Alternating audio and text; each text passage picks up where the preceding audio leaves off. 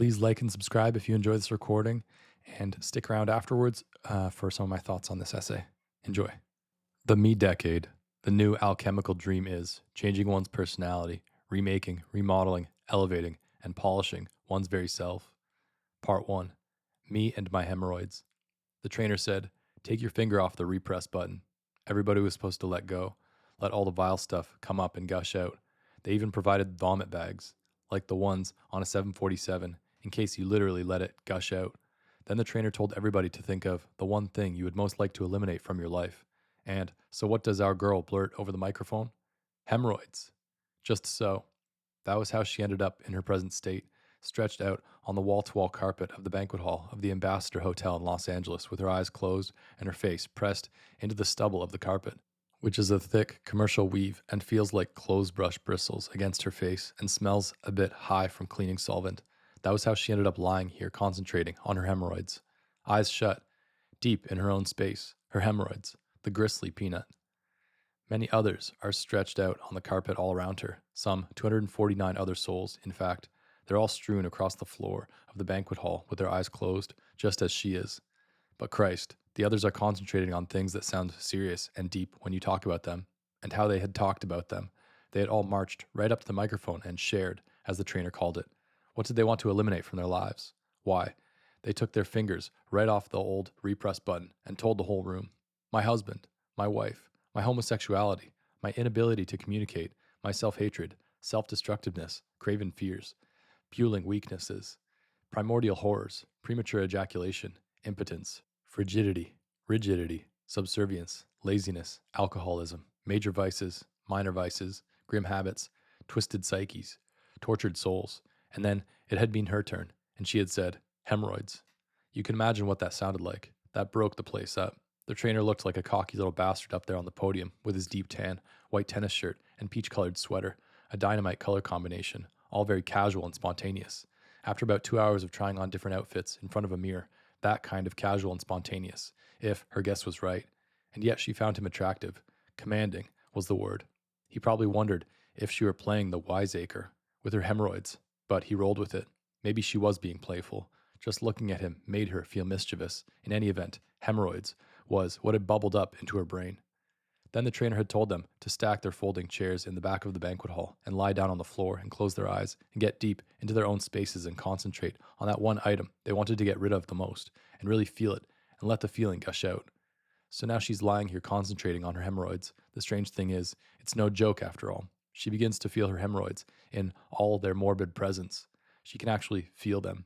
The sieges always began with her having the sensation that a peanut was caught in her anal sphincter. That meant a section of swollen varicose vein had pushed its way out of her intestines and was actually coming out of her bottom. It was as hard as a peanut and felt bigger and gristlier than a peanut. Well, for God's sake, in her daily life, even at work, especially at work. And she works for a movie distributor. Her whole picture of herself was of her seductive, physical presence. She was not the most successful businesswoman in Los Angeles, but she was certainly successful enough, and quite in addition to that, she was the main sexual presence in the office. When she walked into the office each morning, everyone, women as well as men, checked her out. She knew that. She could feel her sexual presence go through the place like an invisible chemical, like a hormone, a scent, a universal solvent. The most beautiful moments came when she would be in her office or in a conference room or at Mr. Chow's taking a meeting. Nobody had meetings anymore. They took them, with 2 or 3 men she had never met before or barely knew. The overt subject was, inevitably, eternally, the deal. She always said there should be only one credit lineup on the screen for any movie. Deal by. But the meeting would also have a subplot. The overt plot would be the deal. The subplot would be the men get turned on by me. Pretty soon, even though the conversation had not strayed overtly from the deal, the men would be swaying in unison like dune grass at the beach. And she was the wind, of course. And then one of the men would say something and smile and at the same time reach over and touch her, on top of the hand or on the side of the arm, as if it meant nothing, as if it were just a gesture for emphasis. But in fact, a man is usually deathly afraid of reaching out and touching a woman he doesn't know, and she knew it meant she had hypnotized him sexually. Well, for God's sake, at just that sublime moment, likely as not, the goddamn peanut would be popping out of her tail. As she smiled sublimely at her conquest, she also had to sit in her chair lopsided, with one cheek of her buttocks higher than the other, as if she were about to crepitate because it hurt to sit squarely on the peanut. If for any reason she had to stand up at that point and walk, she would have to walk as if her hip joints were rusted out, as if she were 65 years old, because a normal stride pressed the peanut and the pain would start up, and the bleeding, too, very likely. Or if she couldn't get up and had to sit there for a while and keep her smile and her hot hormonal squinted eyes pinned on the men before her, the peanut would start itching or burning, and she would start double tracking, as if her mind were a tape deck with two channels going at once. In one, she's the sexual princess, the Circe, taking a meeting and clouding men's minds. And in the other, she's a poor bitch who wants nothing more in this world than to go down the corridor to the ladies' room and get some Kleenex and some Vaseline and push the peanut back up into her intestines with her finger. And even if she's able to get away and do that, she will spend the rest of that day and the next with a deep worry in the back of her brain, the sort of worry that always stays on the edge of your consciousness, no matter how hard you think of something else. She'll be wondering at all times what the next bowel movement will be like, how solid and compact the bolus will be, trying to think back and remember if she's had any milk, cream, chocolate, or any other binding substance in the last 24 hours, or any nuts or fibrous vegetables like broccoli. Is she really in for it this time? The sexual princess. On the outside, she has on her fireproof grin and her Fiorio scarf, as if to say she lives in a world of Sevilles and 450 SLs and dinner last night at Dominic's, a movie business restaurant on Beverly Boulevard that's so exclusive. Dominic keeps his neon sign, Dominic's, turned off to make the wimps think it's closed. But she, hi, Dominic, can get a table. But inside her, it's all the battle between the bolus and the peanut. And is it too late to leave the office and go get some mineral oil and let some of that vile glop roll down her gullet and get a refill on the softener tablets, or eat some prunes, or drink some coffee, or do something else to avoid one of those horrible hard clay boluses that will come grinding out of her, crushing the peanut and starting not only the bleeding but the pain, a horrible, humiliating pain that feels like she's getting a paper cut in her anus, like the pain you feel when the edge of a piece of bond paper slices your finger, plus a horrible, hellish, purple, bloody varicose pressure, but lasting not for an instant, like a paper cut, but for an eternity, prolonged until the tears are rolling down her face as she sits in the cubicle, and she wants to cry out, to scream until it's over, to make the screams of fear, fury, and humiliation obliterate the pain. But someone would hear. No doubt they'd come bursting right into the ladies' room to save her, and feed their morbid curiosities. And what could she possibly say? And so she had simply held that feeling in all these years, with her eyes on fire and her entire pelvic saddle a great purple tub of pain. She had repressed the whole squalid horror of it, the searing peanut. Until now, the trainer had said, take your finger off the repress button, let it gush up and pour out. And now, as she lies here on the floor of the banquet hall of the Ambassador Hotel with 249 other souls, she knows exactly what he meant. She can feel it all of the pain, and on top of the pain, all the humiliation. And for the first time in her life, she has permission from the management, from herself, and from everyone around her to let the feeling gush forth. So, she starts moaning. Oh! And when she starts moaning, the most incredible and exhilarating thing begins to happen. A wave of moans spreads through the people lying around her, as if her energy were radiating out like a radar pulse. Oh! So she lets her moan rise into a keening sound. Oh-ee! And when she begins to keen, the souls near her begin keening, even while the moans are still spreading to the prostrate folks farther from her, on the edges of the room. E-oh! So she lets her keening sound rise up into a real scream. E-I! And this rolls out in a wave, too, first through those near her, and then toward the far edges. I-oh-I! And so she turns it all the way up into a scream such as she has never allowed herself in her entire life. I-ar! And her full scream spreads from soul to soul over top of the keens and fading moans. Ar-I-oh! Until at last the entire room is consumed in her scream, as if there are no longer 250 separate souls, but one new sphere of souls united in some incorporeal way by her scream. Ar! Which is not simply her scream any longer, but the world's. Each soul is concentrated on its own burning item. My husband, my wife, my homosexuality, my inability to communicate, my self-hatred, self-destruction, craven fears, puling weaknesses, primordial horrors, premature ejaculation, impotence, frigidity, rigidity, subservience, laziness, alcoholism, major vices, minor vices, grim habits, twisted psyches, tortured souls, and yet each unique item has been raised to a cosmic level and united with every other until there is but one piercing moment of release and liberation at last. A whole world of anguish, set free by my hemorrhoids. Me and my hemorrhoids star at the Ambassador during a 3-day Erhard Seminars training Est course in the hotel banquet hall. The truly odd part, however, is yet to come. In her experience lies the explanation of certain grand puzzles of the 1970s, a period that will come to be known as the Me Decade. Part 2. The Holy Roll. In 1972, a far-sighted caricaturist did a drawing of Teddy Kennedy captioned President Kennedy campaigning for re-election in 1980, courting the so-called awakened vote. The picture shows Kennedy ostentatiously wearing not only a crucifix, but also, if one looks just above the cross, a pendant of the bleeding heart of Jesus. The crucifix is the symbol of Christianity in general, but the bleeding heart is the symbol of some of Christianity's most ecstatic, non-rational, holy rolling cults.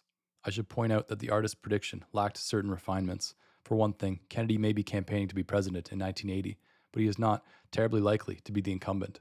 For another, the odd spectacle of politicians using ecstatic, non-rational, holy rolling religion in presidential campaigning was to appear first not in 1980, but in 1976. The two most popular new figures in the 1976 campaign, Jimmy Carter and Jerry Brown, are men who rose up from state politics, absolutely aglow with mystical religious streaks. Carter turned out to be an evangelical Baptist who had recently been born again and saved, who had accepted Jesus Christ as my personal savior. That is, he was of the missionary lectern-pounding, amen, 10-finger C major chord Sister Martha at the Yamaha keyboard, loblolly, Piney Woods Baptist faith in which the members of the congregation stand up and give witness and share it, brother, and share it, sister, and praise God during the service. Footnote 1.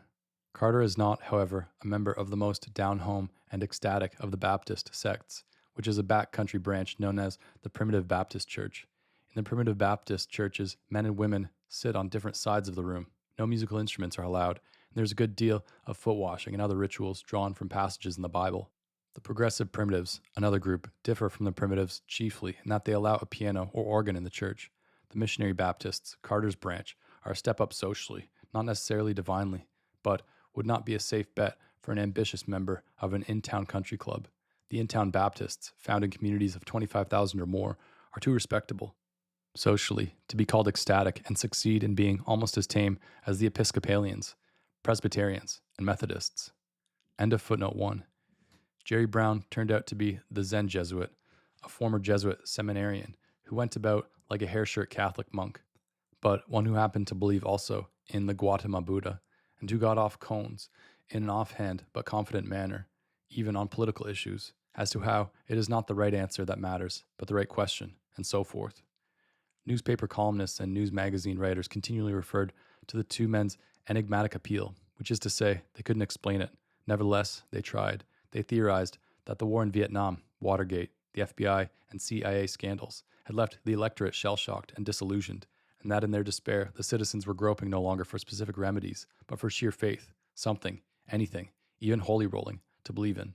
This was in keeping with the current fashion of interpreting all new political phenomena in terms of recent disasters, frustration, protest, the decline of civilization, the grim slide. But when the New York Times and CBS employed a polling organization to try to find out just what great gusher of frustration and protest Carter had hit, the results were baffling. A Harvard political scientist, William Schneider, concluded for the LA Times that the Carter protest was a new kind of protest, a protest of good feelings. That was a new kind, sure enough, a protest that wasn't a protest. In fact, both Carter and Brown had stumbled upon a fabulous terrain for which there are no words in current political language. A couple of politicians had finally wandered into the Me Decade. Part 3. Him? The new man? The saga of the Me Decade begins with one of those facts that is so big and so obvious, like the Big Dipper. No one ever comments on it anymore, namely the 30-year boom. Wartime spending in the United States in the 1940s touched off a boom that has continued for more than 30 years. It has pumped money into every class level of the population on a scale without parallel in any country in history. True, nothing has solved the plight of those at the very bottom, the chronically unemployed of the slums. Nevertheless, in Compton, California, today it is possible for a family at the very lowest class level, which is known in America today as on welfare, to draw an income of $8,000 a year entirely from public sources. This is more than most British newspaper columnists and Italian factory foremen make, even allowing for differences in living costs. In America, truck drivers, mechanics, factory workers, policemen, firemen, and garbage men make so much money. $15,000 to $20,000 or more per year is not uncommon. That the word proletarian can no longer be used in this country with a straight face, so one now says lower middle class. One can't even call working men blue collar any longer. They all have on collars like Joe Namath's or Johnny Bench's or Walt Frazier's. They all have on $35 Superstar Kiana sports shirts with elephant collars and 1940s airbrush wallpaper flowers, bunch of grapes, and seashell designs all over them. Well, my God, the old utopian socialists of the 19th century, such as St. Simon, Owen, Fourier, and Marx, lived for the day of the liberated working man. They foresaw a day when industrialism, St. Simon coined the word, would give the common man the things he needed in order to realize his potential as a human being: surplus, discretionary income, political freedom, free time, leisure, and freedom from grinding drudgery. Some of them, notably Owen and Fourier, thought all this might come to pass first in the United States, but they set up communes here: Owen's New Harmony commune in Indiana and 34 Fourier-style phalanx settlements, socialist communes, because the new freedom was supposed to be possible only under socialism. The old boys never dreamed that the new freedom would come to pass instead as the result of a go-getter bourgeois business boom, such as began in the United States in the 1940s, nor would they have liked it if they had seen it. For one thing, the homo novus, the new man, the liberated man, the first common man in the history of the world, with the much dreamed of combination of money, free time, and personal freedom, this American working man didn't look right. The Joe Namath Johnny Bench, Walt Frazier Superstar Kiana wallpaper sports shirt, for a start. He didn't look right, and he wouldn't do right. I can remember what brave plans visionary architects at Yale and Harvard still had for the common man in the early 1950s. They actually used the term common man. They had brought the utopian socialist dream forward into the 20th century. They had things figured out for the working man down to truly minute details such as lamp switches. The new, liberated working man would live as the cultivated ascetic. He would be modeled on the B.A. degree Greenwich Village bohemian of the late 1940s: dark wool Hudson Bay shirts, tweed jackets, flannel trousers, briarwood pipes, good books, sandals, and simplicity. Except that he would live in a worker housing project. All Yale and Harvard architects worshipped Bauhaus principles and had the Bauhaus vision of worker housing. The Bauhaus movement absolutely hypnotized American architects once its leaders, such as Walter Gropius and Ludwig Mies van der Rohe, came to the United States from Germany in the 1930s. Worker housing in America would have pure beige rooms, stripped, freed, purged of all moldings, cornices, and overhangs, which Gropius regarded as symbolic crowns and therefore loathsome. Worker housing would be liberated from all wallpaper, drapes, Wilton rugs with flowers on them, lamps with fringed shades and bases that looked like vases or Greek columns. It would be cleansed of all doilies, knickknacks, mantelpieces, headboards, and radiator covers.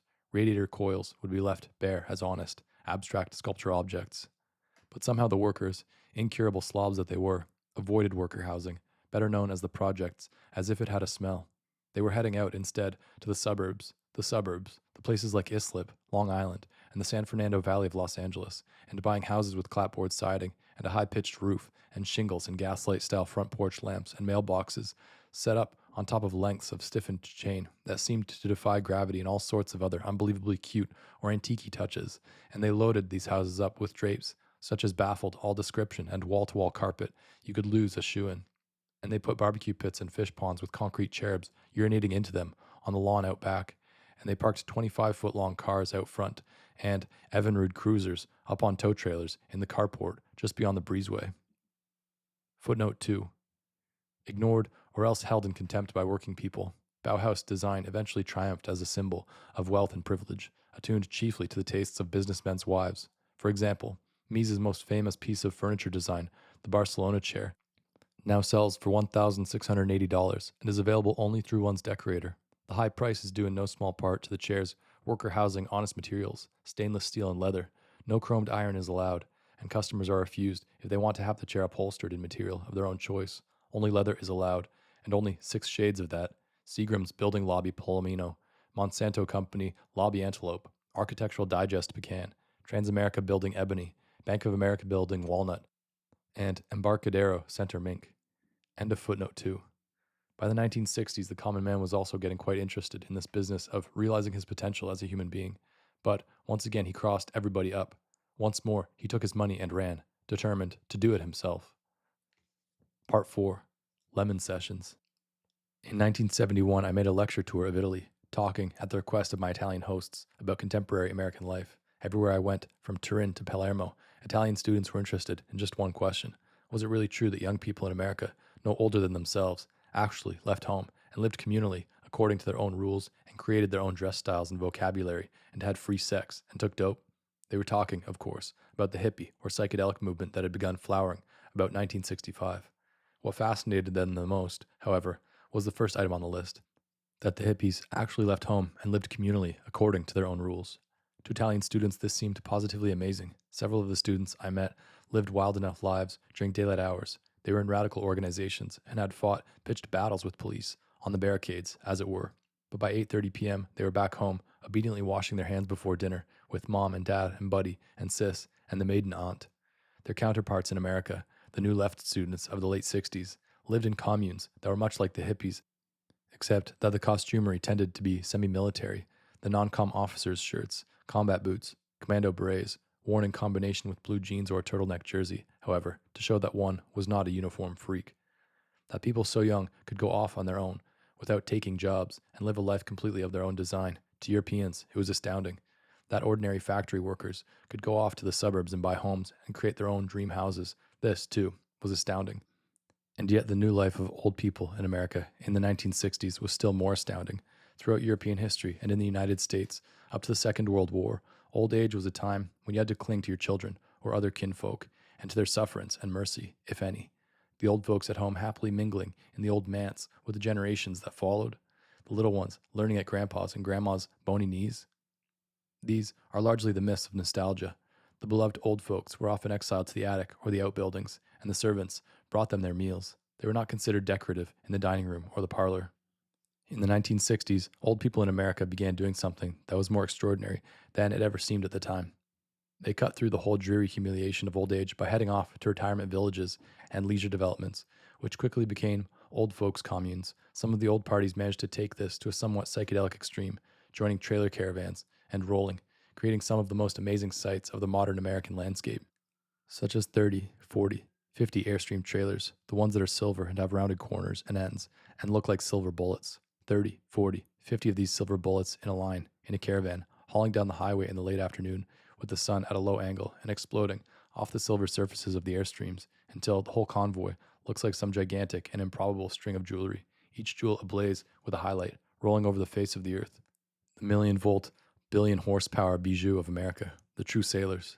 Ignored or else held in contempt by working people, Bauhaus design eventually triumphed as a symbol of wealth and privilege, attuned chiefly to the tastes of businessmen's wives. For example, Mises' most famous piece of furniture design, the Barcelona chair, now sells for $1,680 and is available only through one's decorator. The high price is due in no small part to the chair's worker housing honest materials, stainless steel and leather.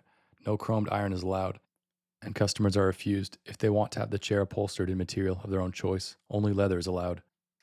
And only 6 shades of that. Seagram's building Lobby Palomino, Monsanto Company Lobby Antelope, Architectural Digest Pecan, Transamerica building Ebony, Bank of America building Walnut, and Embarcadero Center Mink.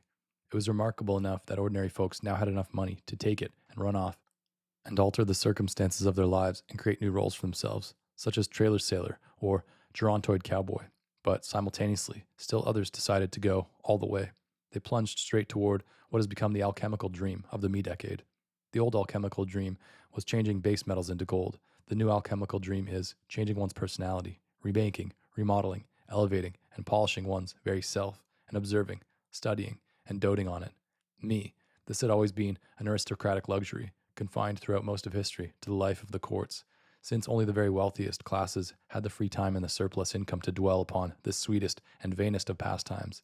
It smacked so much of vanity, in fact, that the noble folk involved in it always took care to call it quite something else. Much of the satisfaction well-born people got from what is known historically as the chivalric tradition was precisely that, dwelling upon me and every delicious nuance of my conduct and personality. At Versailles, Louis XIV founded a school for the daughters of impoverished noblemen called L'École Saint-Cyr. At the time, most schools for girls were in convents. Louis had quite something else in mind, a secular school that would develop womenfolk suitable for the superior race guerrière that he believed himself to be creating in France. Saint Cyr was the forerunner of what was known up until a few years ago as the finishing school. And what was the finishing school? Why, a school in which the personality was to be shaped and buffed like a piece of high-class psychological cabinetry. For centuries, most of upper class college education in France and England has been fashioned in the same manner, with an eye towards sculpting the personality as carefully as the intellectual faculties. At Yale, the students on the outside wondered for 80 years what went on inside the fabled secret senior societies, such as Skull and Bones. On Thursday nights, one would see the secret society members walking silently in single file, in black flannel suits, white shirts, and black knit ties with gold pins on them, toward their great Greek revival temples on the campus, buildings whose mystery was doubled by the fact that they had no windows. What in the name of God or Mammon went on in those 30-odd Thursday nights during the senior years of these happy few?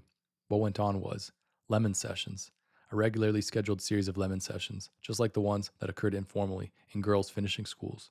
In the girls' schools, these lemon sessions tended to take place at random on nights when a dozen or so girls might end up in someone's dormitory room.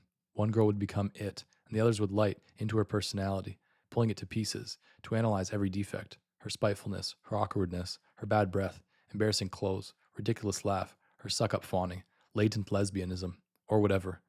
The poor creature might be reduced to tears. She might blurt out the most terrible confessions, hatreds, and primordial fears. But it was presumed she would be the stronger for it afterward. She would be on her way toward a new personality. Likewise, in the secret societies, they held lemon sessions for boys. Is masturbation your problem? Out with the truth, you ridiculous weenie. And Thursday night after Thursday night, the awful truths would out, as he, who was it, stood up before them and answered the most horrible questions. Yes, I do it. I whack, whack, whack it. I'm afraid of women. I'm afraid of you. And I get my shirts at Rosenberg's instead of press. Oh, you dreary turkey, you wet smack, you little shit. But out of the fire and the heap of ashes would come a better man, a brother, a good blood and good bone. For the American race guerrier, and what was more, they loved it, no matter how dreary the soap opera. The star was me. By the mid-1960s, this service, this luxury, had become available for one and all, that is, the middle classes. Lemon Session Central was the Esalen Institute, a lodge perched on a cliff overlooking the Pacific in Big Sur, California.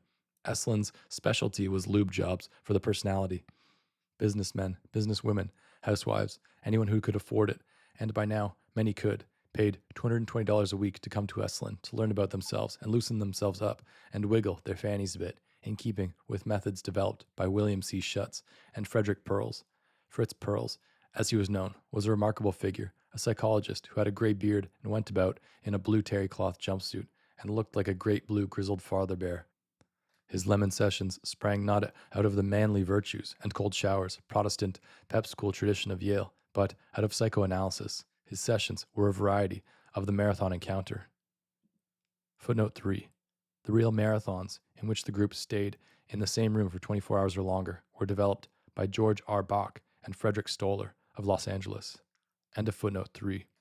He put the various candidates for personality change in groups, and they met in close quarters day after day. They were encouraged to bare their own souls and to strip away one another's defensive facades. Everyone was to face his own emotions squarely for the first time. Encounter sessions, particularly of the Schutz variety, were often wild events, such aggression, such sobs, tears, moans, hysteria, vile recriminations, shocking revelations, such explosions of hostility between husbands and wives, such mudballs of profanity from previously mousy mommies and workadaddies, such red mat attacks. Only physical assault was prohibited. The encounter session became a standard approach in many other movements, such as Scientology, Eureka, the Mel Lyman movement, Synanon, Daytop Village, and Primal Scream. Synanon had started out as a drug rehabilitation program, but by the late 1960s, the organization was recruiting lay members, a lay member being someone who had never been addicted to heroin, but was ready for the lemon session life. Outsiders, hearing of these sessions, wondered what on earth their appeal was, yet the appeal was simple enough. It is summed up in the notion, let's talk about me, no matter whether you managed to renovate your personality through encounter sessions or not. You had finally focused your attention and your energies on the most fascinating subject on earth, me. Not only that, you also put me up on stage before a live audience. The popularist movement had managed to do that with great refinement. Just imagine, me and my hemorrhoids, moving an entire hall to the most profound outpouring of emotion. Just imagine, my life becoming a drama with universal significance, analyzed, like Hamlet's, for what it signifies for the rest of mankind. The encounter session, although it was not called that, was also a staple practice in psychedelic communes and, for that matter, in New Left communes. In fact, the analysis of the self and of one another was unceasing, But in these groups, and at Esalen, and in movements such as Erika, there were two common assumptions that distinguished them from the aristocratic lemon sessions and personality finishings of yore. The first was, I, with the help of my brothers and sisters, must strip away all the shams and excess baggage of society and my upbringing in order to find the real me. Scientology uses the word clear to identify the state that one must strive for. But just what is that state, and what will the real me be like? It is at this point that the new movements tend to take on a religious and spiritual atmosphere. In one form or another, they arrive at an axiom first propounded by the Gnostic Christians some 18,000 years ago, namely, that at the apex of every human soul there exists a spark of the light of God. In most mortals, that spark is asleep. The Gnostics' word, all but smothered by the facades and general falseness of society. But those souls who are clear can find that spark within themselves and unite their souls with God's. And with that conviction comes the second assumption. There is another order that actually reigns supreme in the world. Like the light of God itself, this other order is invisible to most mortals. But he who has dug himself out from under the junk heap of civilization can discover it. And with that, the Mead movements were about to turn righteous. Part 5. Young Faith, Aging Groupies. By the early 1970s, so many of the Mead movements had reached this Gnostic religious stage, they now amounted to a new religious wave. Synanon, Erika, and the Scientology movement had become religious. The much publicized psychedelic or hippie communes of the 1960s, although no longer big items in the press, were spreading widely and becoming more and more frankly religious. The huge Steve Gaskin commune in the Tennessee scrublands was a prime example. A New York Times survey concluded that there were at least 2,000 communes in the United States by 1970, barely 5 years after the idea first caught on in California. Both the Esalen style and primal therapy or primal scream encounter movements were becoming progressively less psychoanalytical and more mystical in their approach. The Oriental meditation religions, which had existed in the United States mainly in the form of rather intellectual and bohemian Zen and yoga circles, experienced a spectacular boom. Groups such as the Hare Krishna, the Sufi, and the Maharaj Ji communes began to discover that they could enroll thousands of new members and, in some cases, make small fortunes in real estate to finance the expansion. Many members of the New Left communes of the 1960s began to turn up in Me movements in the 1970s, including two of the celebrated Chicago Seven. Rennie Davis became a follower of the Maharaj Ji. Jerry Rubin enrolled in both Est and Erika. Barbara Garson, who with the help of her husband, Marvin, wrote the great agitprop drama of the New Left, Macbird, would later observe with considerable bitterness, "My husband Marvin forsook everything, me included, to find peace. For 3 years he wandered without shoes or money or glasses. Now he is in Israel, with some glasses and possibly with some peace. And not just him," she said, "but so many other New Lefters as well. Some follow a guru, some are into primal scream, some seek a rest from the diaspora, a home in Zion. It is entirely possible that in the long run historians will regard the entire New Left experience as not so much a political as a religious episode wrapped in semi-military gear and guerrilla talk."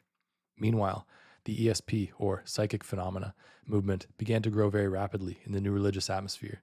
ESP devotees had always believed that there was an other order that ran the universe, one that revealed itself occasionally through telepathy, déjà vu experiences, psychokinesis, dematerialization, and the like.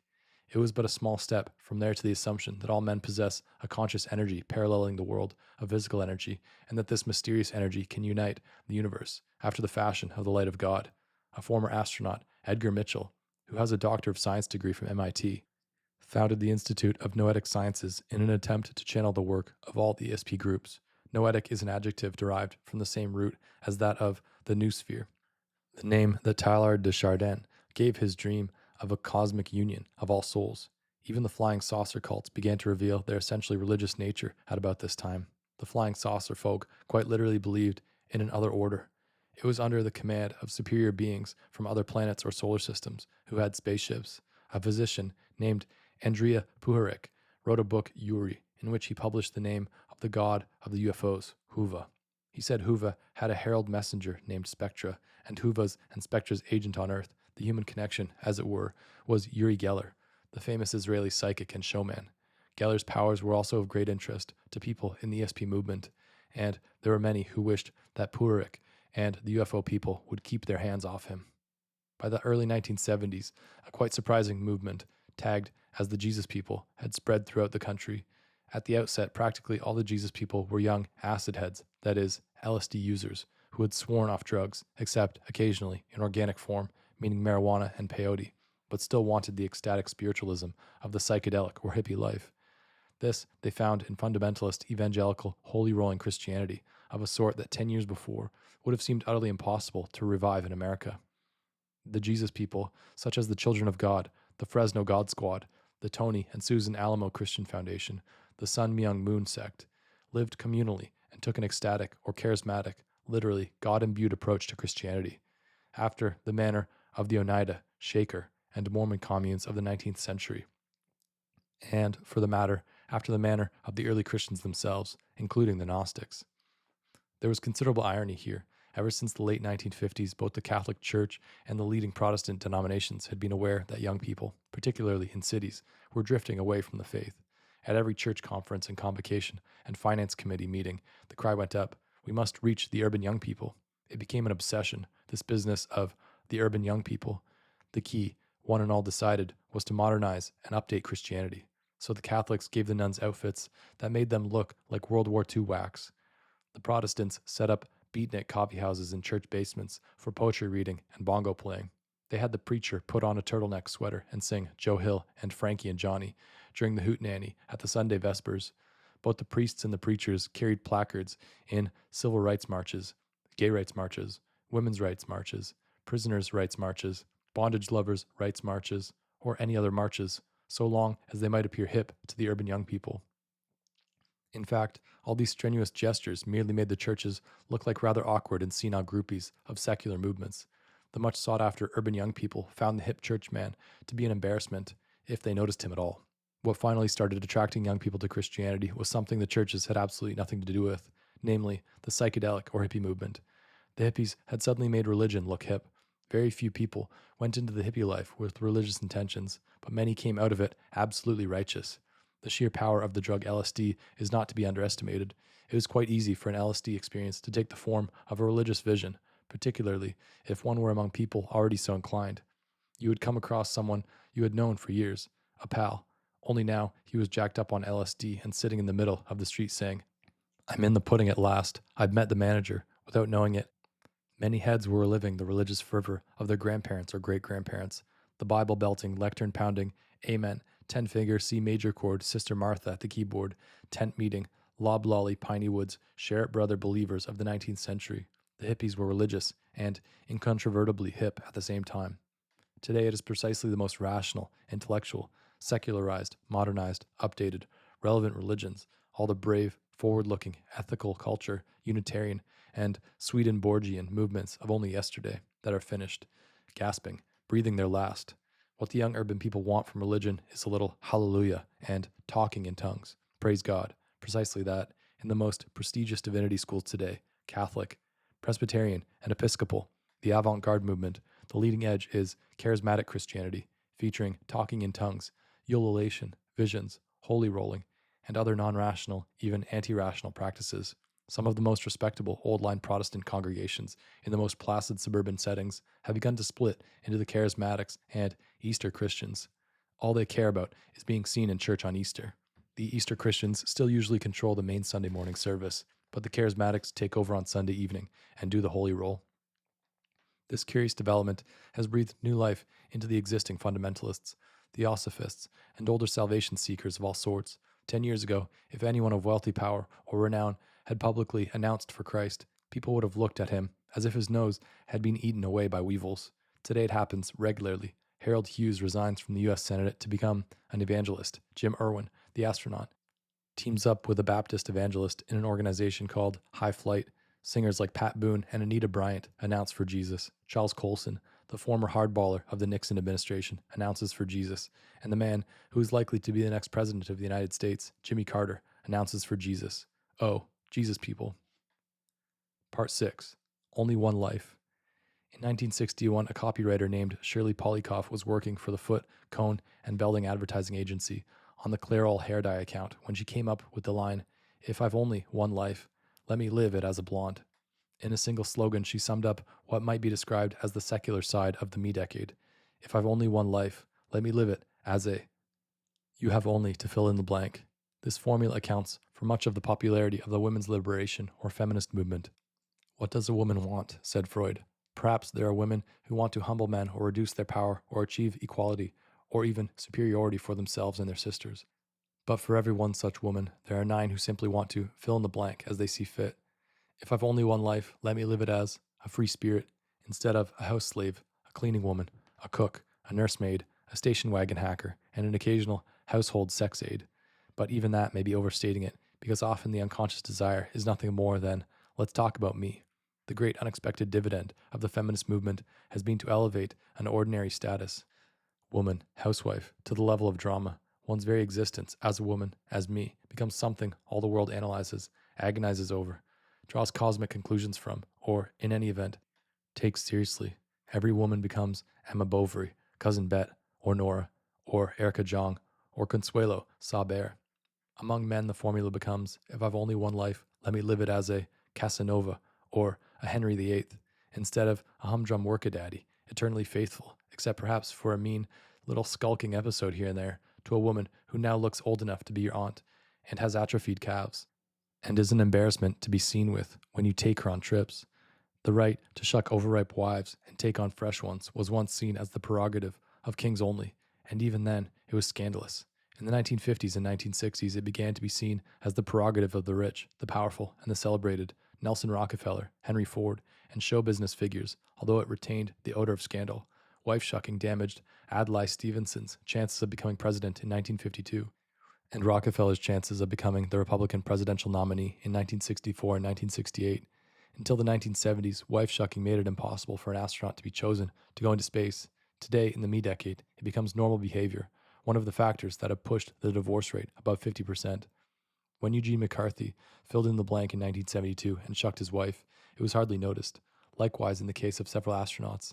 When Wayne Hayes filled in the blank in 1976 and shucked his wife for 38 years, it did not hurt his career in the slightest, although copulating with the girl in the office was still regarded as scandalous. Elizabeth Ray filled in the blank in another popular fashion. If I've only one life, let me live it as a celebrity, as did Arthur Bremer, who kept a diary during his stalking of Nixon and, later, George Wallace, with an eye toward the book contract, which he got. Some wiseacre has remarked, supposedly with levity, that the federal government may in time have to create reservations for women over 35 to take care of the swarms of shucked wives and widows. In fact, women in precisely those categories have begun setting up communes or extended families to provide one another support and companionship in a world without workadaddies. If I've only one life, why live it as an anachronism? Much of what is now known as the sexual revolution has consisted of both women and men filling in the blank this way. If I've only one life, let me live it as a swinger. Instead of a frustrated, bored monogamist, in swinging, a husband and wife give each other license to copulate with other people. There are no statistics on the subject that mean anything, but I do know that it pops up in conversation today in the most unexpected corners of the country. It is an odd experience to be in DeKalb, Illinois. Footnote 4. DeKalb is headquarters of DeKalb Agro Research, Inc. End of footnote 4. In the very corn crib of America. And have some conventional looking housewife, not housewife, damn it, come up to you and ask, is there much tripling going on in New York? Tripling? Tripling turns out to be a practice in DeKalb anyway, in which a husband and wife invite a third party, male or female, but more often female, over for an evening of whatever, including polymorphous perversity. Even the practices written of in the one-hand magazines, all the things involving tubes and hoses and tourniquets and cups and double-jointed sailors.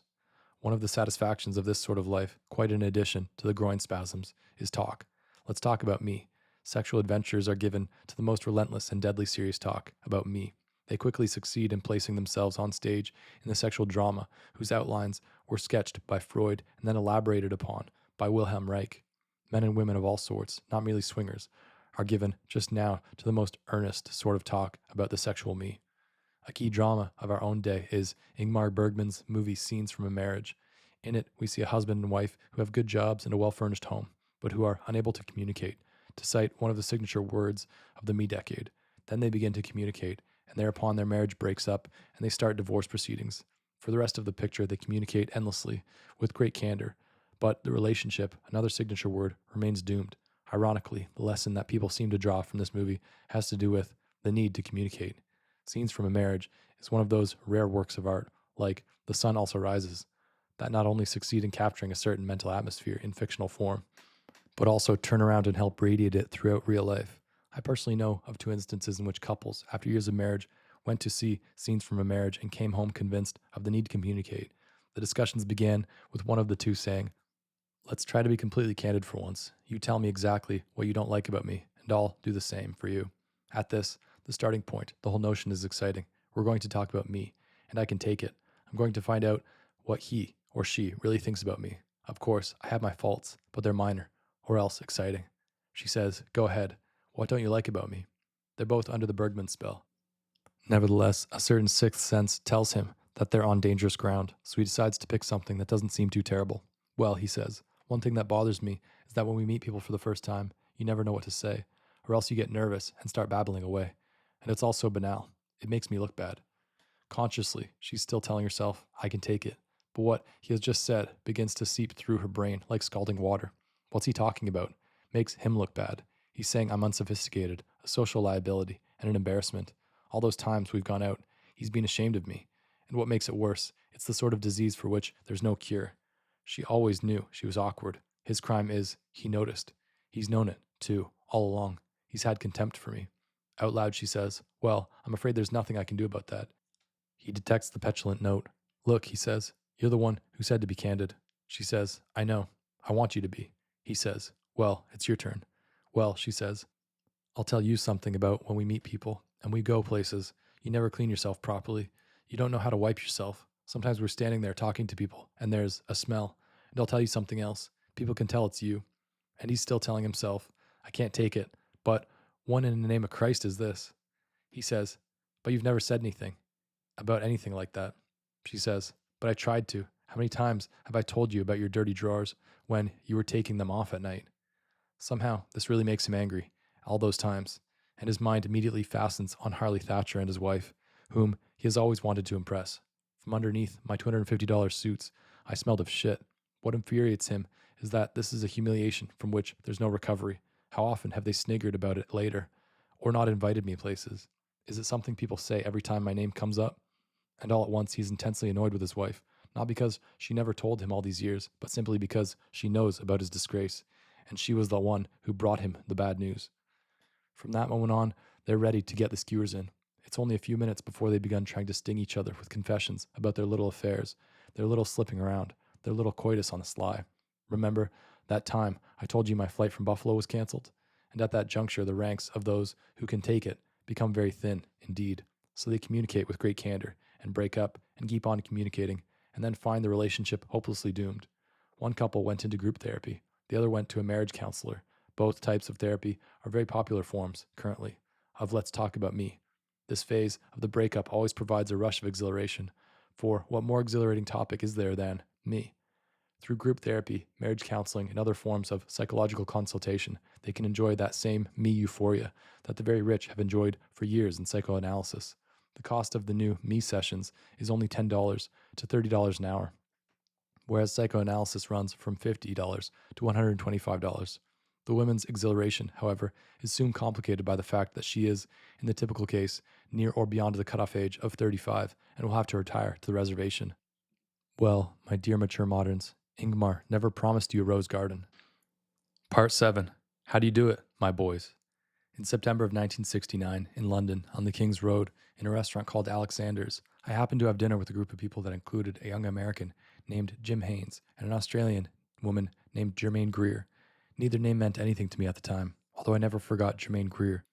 She was a thin, hard-looking woman with a tremendous, curly, electric hairdo and the most outrageous, naugahyde mouth I had ever heard on a woman.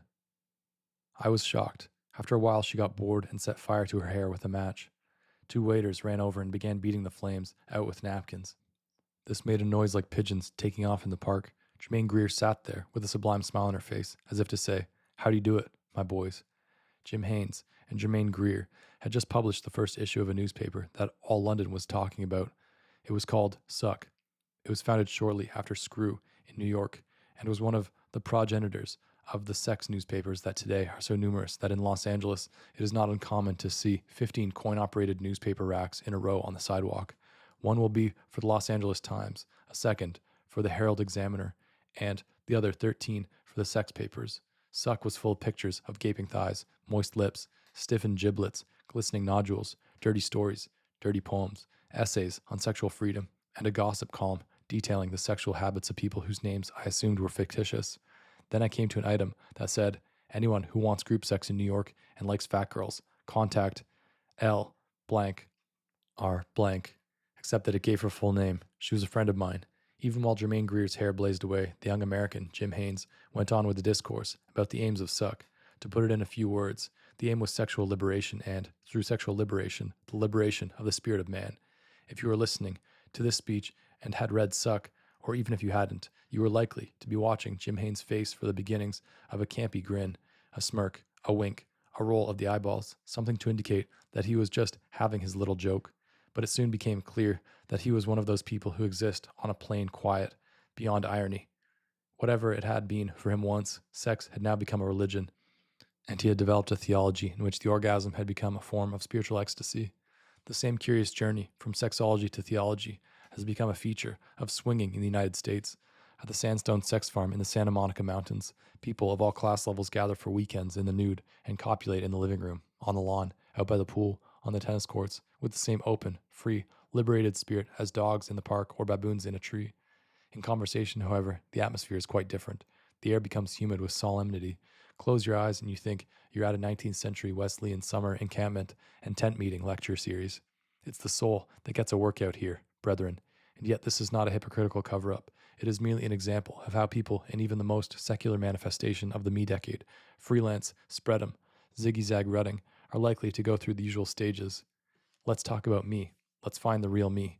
Let's get rid of all the hypocrisies and impedimenta and false modesties that obscure the real me. Ah, at the apex of my soul is a spark of the divine, which I perceive in the pure moment of ecstasy, which your textbooks call the orgasm, but which I know to be heaven. This notion even has a pedigree. Many sects, such as the left-handed Shakti and the Gnostic Onanists, have construed the orgasm to be the kairos, the magic moment, the divine ecstasy. There is evidence that the early Mormons and the Oneida movement did likewise. In fact, the notion of some sort of divine ecstasy runs throughout the religious history of the past 2,500 years. As Max Weber and Joachim Wach have illustrated in detail, every major modern religion, as well as countless long-gone minor ones, have originated not with a theology or a set of values or a social goal or even a vague hope of a life hereafter. They have all originated instead with a small circle of people who have shared some overwhelming ecstasy or seizure, a vision, a trance, a hallucination, an actual neurological event, in fact, a dramatic change in metabolism, something that has seemed to light up the entire central nervous system. The Mohammedan movement, Islam, originated in hallucinations, apparently the result of fasting, meditation, and isolation in the darkness of caves, which can induce sensory deprivation. Some of the same practices were common with many types of Buddhists. The early Hindus and Zoroastrians seem to have been animated by a hallucinogenic drug known as soma in India and haoma in Persia. The origins of Christianity are replete with visions. The early Christians used wine for ecstatic purposes to the point where the Apostle Paul, whose conversion on the road to Damascus began with a vision, complained that it was degenerating into sheer drunkenness at the services. These great draughts of wine survive in minute quantities in the ritual of communion. The Bacchic orders, the Sufi, Buddhists, Shakers, and many others used feasts, the bacchanals, ecstatic dancing, the whirling dervishes, and other forms of frenzy to achieve the kairos, the moment, here and now, the feeling. In every case, the believers took the feeling of ecstasy to be the sensation of the light of God flooding into their souls. They felt like vessels of the divine, of the all-in-one. Only afterward did they try to interpret the experience in the form of theologies, earthly reforms, moral codes, liturgies. Nor have these been merely the strange practices of the Orient and the Middle East. Every major religious wave that has developed in America has started out the same way, with a flood of ecstatic experiences. The first Great Awakening, as it is known to historians, came in the 1740s and was led by preachers of the New Light such as Jonathan Edwards, Gilbert Tennant, and George Whitefield. They and their followers were known as enthusiasts and come-outers, terms of derision that referred to the frenzied, holy rolling, Pentecostal shout tempo of their services and to their visions, trances, shrieks, and agonies, which are preserved in great Rabelaisian detail in the writings of their detractors. The Second Great Awakening came in the period from 1825 to 1850 and took the form of a still wider hoedown camp meeting revivalism of ceremonies in which people barked, bayed, fell down in fits and swoons, rolled on the ground, talked in tongues, and even added a touch of orgy. The Second Awakening originated in western New York State, where so many evangelical movements caught fire. It became known as the Burned Over District. Many new seats, such as Oneida and the Shakers, were involved, but so were older ones, such as the Evangelical Baptists. The fervor spread throughout the American frontier and elsewhere before the Civil War. The most famous sect of the Second Great Awakening was the Mormon movement, founded by a 24-year-old, Joseph Smith, and a small group of youthful comrades. This bunch was regarded as wilder, crazier, more obscene, more of a threat than the entire lot of hippie communes in the 1960s put together. Smith was shot to death by a lynch mob in Carthage, Illinois, in 1844, which is why the Mormons, now with Brigham Young at the helm, emigrated to Utah. A sect, incidentally, is a religion with no political power. Once the Mormons settled, built, and ruled Utah, Mormonism became a religion, sure enough, and eventually wound down to the slow, firm beat of respectability. We are now in the me-decade, seeing the upward roll, and not yet the crest, by any means, of the third great religious wave in American history, one that historians will very likely term the Third Great Awakening. Like the others, it has begun in a flood of ecstasy, achieved through LSD and other psychedelics, orgy, dancing, the new Sufi and the Hare Krishna, meditation, the psychic frenzy, the marathon encounter. This third wave has built up from more diverse and exotic sources than the first two, from therapeutic movements as well as overtly religious movements, from hippies and students of psi phenomena, and flying saucerites as well as charismatic Christians. But other than that, what will historians say about it? The historian Perry Miller credited the First Great Awakening with helping to pave the way for the American Revolution through its assault on the colony's religious establishment and, thereby, on British colonial authority generally. The sociologist Thomas O'Day credited the Second Great Awakening with creating the atmosphere of Christian asceticism, known as bleak on the East Coast, that swept through the Midwest and the West during the 19th century and helped make it possible to build communities in the face of great hardship. And the Third Great Awakening? Journalists, historians have not yet tackled the subject, have shown a morbid tendency to regard the various movements in this wave as fascist. The hippie movement was often attacked as fascist in the late 1960s. Over the past several years, a barrage of articles has attacked Scientology, the Est movement, and the Moonies, followers of the Reverend Sun Myung Moon, along the same lines. Frankly, this tells us nothing except that journalists bring the same conventional, grim slide concepts to every subject. The word fascism derives from the old Roman symbol of power and authority, the fasces, a bundle of sticks bound together by thongs, with an axe head protruding from one end. One by one, the sticks would be easy to break. Bound together, their invincible fascist ideology called for binding all classes, all levels, all elements of an entire nation together into a single organization with a single will. The various movements of the current religious wave attempt very nearly the opposite. They begin with, let's talk about me. They begin with the most delicious look inward, with considerable narcissism, in short. When the believers bind together into religions, it is always with a sense of splitting off from the rest of society. We, the enlightened, lit by the sparks at the apexes of our souls, hereby separate ourselves from the lost souls around us.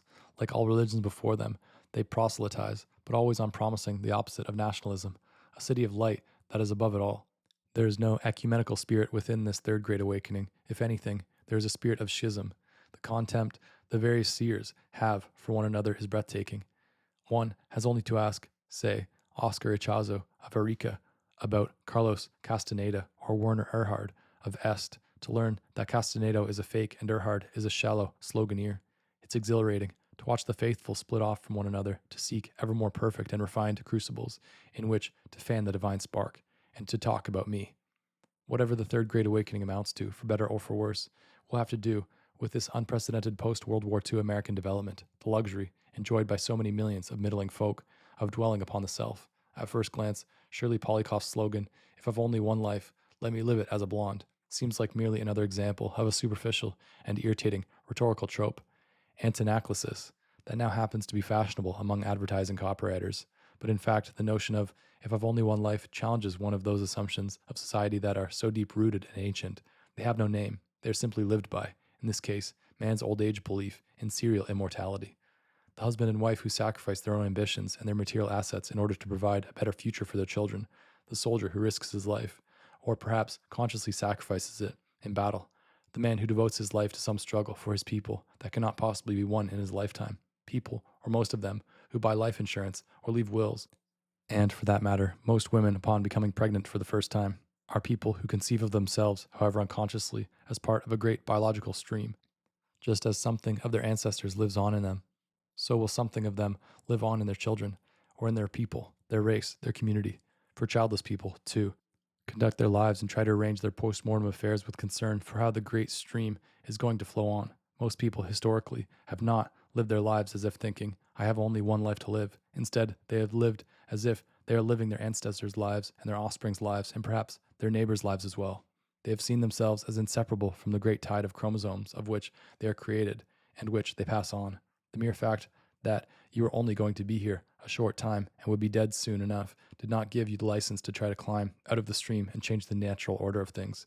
The Chinese, in ancestor worship, have literally worshipped the great tide itself, and not any god or gods. For anyone to renounce the notion of serial immortality in the West or the East has been to defy what seems like a law of nature.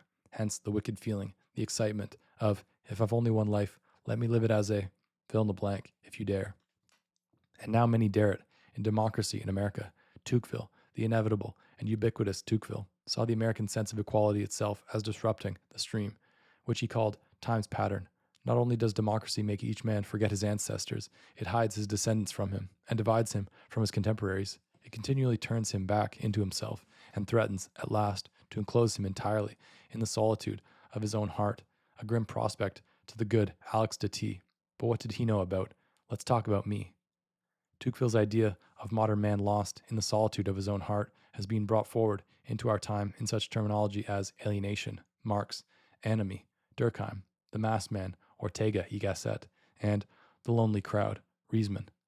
The picture is always of a creature uprooted by industrialism, packed together in cities with people he doesn't know, helpless against massive economic and political shifts. In short, a creature like Charlie Chaplin in modern times, a helpless, bewildered, and dispirited slave to the machinery. This victim of modern times has always been a most appealing figure to intellectuals, artists, and architects. The poor devil so obviously needs us to be his engineers of the soul, to use a term popular in the Soviet Union in the 1920s. We will Pygmalionize this sad lump of clay into a homo novus, a new man, with a new philosophy, a new aesthetics, not to mention new Bauhaus housing and furniture. But once the dreary little bastards started getting money in the 1940s, they did an astonishing thing. They took their money and ran. They did something only aristocrats and intellectuals and artists were supposed to do. They discovered and started doting on me. They've created the greatest age of individualism in American history. All rules are broken. The prophets are out of business. Where the Third Great Awakening will lead, who can presume to say? One only knows that the great religious waves have a momentum all their own. Neither arguments, nor policies, nor acts of the legislature have been any match for them in the past. And this one has the mightiest, holiest roll of all, the beat that goes, me, me, me, me. The end. This article was written by Tom Wolfe in 1976. I just wanted to start out by kind of talking about Wolfe's style. I've read one of his previous essays titled about Junior Johnson. The real American hero is Junior Johnson. The last American hero is Junior Johnson. That was written over 10 years before this article, but Wolfe's style is great. I think it's the new journalism style. His style in particular, I think, is the closest thing anyone could find to David Foster Wallace, and I wouldn't be surprised if Wallace was very much influenced by Wolfe's style, but he writes in just a very simple style, which is very clear and just very journalistic in its depiction of reality. I haven't read any of his fiction, but at least in his journalism, he does such a good job at working in humor and just kind of just funny observation about the topics he's writing about, and kind of a very similar humor to Wallace, kind of the humor of the absurdity of the human condition, or the humor of human life in some ways. Overall, I love his writing, love his style. Secondly, I guess just speaking more about the theme of the article, he's speaking about the 70s being this decade, this third religious wave where people are really, focusing on themselves, the me, and this kind of blossoms out of, probably post-World War prosperity. And this is a very interesting topic because I think someone in my generation, I was born in the 90s, kind of, I'd say we're probably we're born at the tail of that wave of prosperity in some ways, and then obviously that post World War prosperity has kind of dwindled a bit. So he's speaking about how people could afford the ability to focus on themselves in all these ways, and I think that's still very much the case today. People are our society, at least North American society, Western society, can be pretty individualistic. But I'd say, again, I think that's kind of, you can see it in some ways it is kind of fading. People working more towards community based initiatives, collective initiatives, things like that, kind of as we notice or start to respect the importance of larger issues and causes. Not that hasn't always been around, but I think we're almost being forced into it by necessity based on economic factors and socio-political factors and things like that. I don't know; those are just my thoughts, but again, a very interesting topic. And he speaks about how a lot of these religions kind of blossomed and garnered followers, through these visions of people trying to um, I guess probably just understand the world in general, possibly understand themselves. But these people, religious sect, promise a meaning, promise a bigger purpose in life, and he kind of speaks about these various different groups, like the Mormons and commune-based religions and whatnot, possibly more radical religions where that was the case. It was kind of based on a vision or discovering the true self, so, things like that. And I think that's kind of that's what a lot of people are doing and trying to find a true purpose. And I think that's probably why religion succeeds, and the things it promises can be comforting, and it can create a community when you don't really necessarily have any other basis for creating a community. You just kind of create a larger vision to do so. But my thought about that is, especially with drugs and psychedelics, having somewhat experienced that myself, is really all those are is, even though those things might seem of a higher realm or more more important than the rest of life, is you realize they're all just different uh, visions. They're all just kind of, whether the psychedelic or hallucinations. No one is, in my opinion, is right or wrong. No one's better than the other. They're all just people. He speaks about how some of these hallucinations might have come to a being with fasting and wine in early religions and whatnot. But however they may be, someone has a vision and hallucination, and when the world people are lost, that can kind of seem tempting. But again, that's all, in my opinion, that's all those things are. And even the promise of discovering a self and whatnot. I mean, getting a bit more into my personal life views and whatnot, I just believe that um, I guess there is a true self in a way, but it's not something you can like work towards or craft or find or discover. It's just it's all really the same. So yeah, I guess my overall thought would be, yeah, whatever you seek, or whatever you think, whatever you think there is, it's all the same. Whatever religious vision you chase, it's all the same. And whatever what was the other one? Yeah, whatever religion, and yeah, whatever sort of approach you want to take to life, whether it's self-centered or community-centered, it's all the same, and neither one's right or wrong. So yeah, that's my opinion. I love Tom Wolfe's writing.